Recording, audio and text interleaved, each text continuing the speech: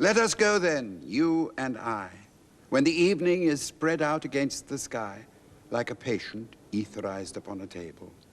Let us go through certain half-deserted streets, the muttering retreats of restless nights in one-night cheap hotels and sawdust restaurants with oyster shells.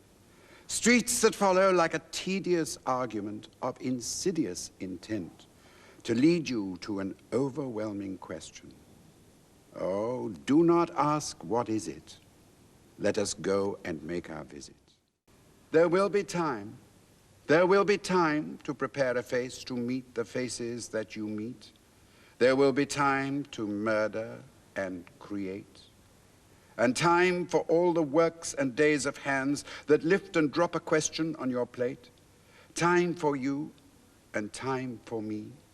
And time yet for 100 indecisions and for 100 visions and revisions before the taking of a toast and tea. In the room, the women come and go, talking of Michelangelo. And indeed, there will be time to wonder, do I dare? And do I dare? Time to turn back and descend the stair with a bald spot in the middle of my hair. They will say, how his hair is growing thin. My morning coat, my collar mounting firmly to the chin, my necktie rich and modest, but asserted by a simple pin. They will say, but how his arms and legs are thin. Do I dare disturb the universe? In a minute there is time for decisions and revisions, which a minute will reverse.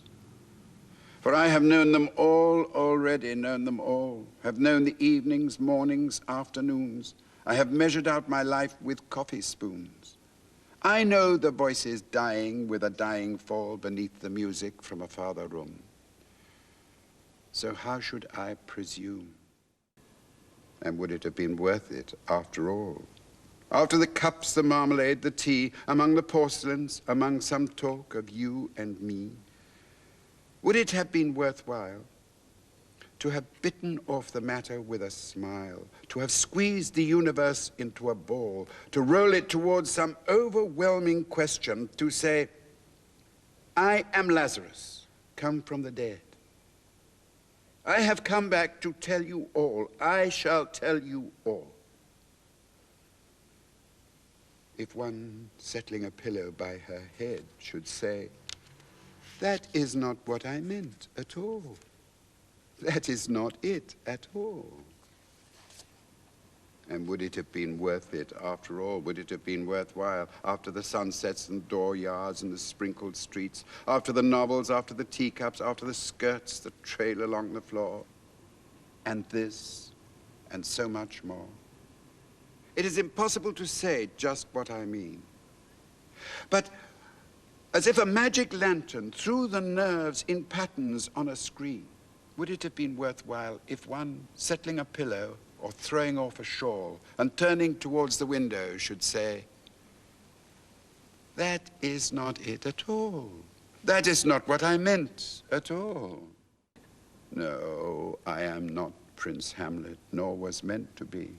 Am an attendant lord, one that will do to swell the progress, start a scene or two, advise the prince, no doubt an easy tool, deferential, glad to be of use, politic, cautious, and meticulous, full of high sentence, but a bit obtuse, at times, indeed, almost ridiculous, at times, almost the fool. I grow old, I grow old. I shall wear the bottoms of my trousers rolled. Shall I part my hair behind?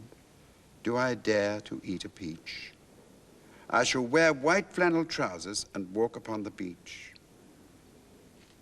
I have heard the mermaids singing, each to each. I do not think that they will sing to me.